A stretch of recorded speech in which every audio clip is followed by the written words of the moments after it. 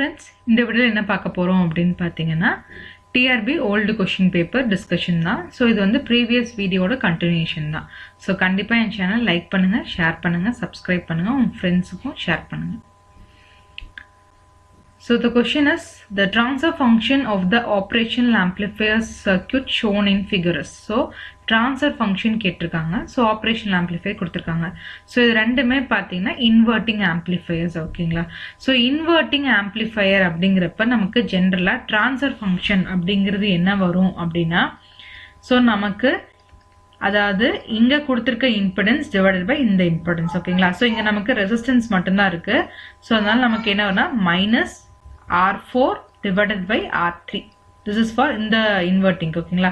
அடுத்ததுக்கு அதே மாதிரி என்ன வரும்னா minus R2 divided by R1. So transfer function of inverting amplifier நாவே இதுதான். So இங்க இருக்கிற impedance இங்க இருக்கிற impedance. So divide by வரும் நமக்கு minus முன்னாடி வரும் ஓகேங்களா. So இங்க R2 divided by R1 minus R4 divided by R3. So இப்போ இந்த ரெண்டையும் நம்ம மல்டிப்ளை பண்றப்ப நமக்கு என்ன கிடைக்கும் R4 R2 divided by R3 R1. So option A is the correct answer. So உங்களுக்கு ஏதாவது doubts இருந்தா comment section ல comment பண்ணுங்க. Thank you.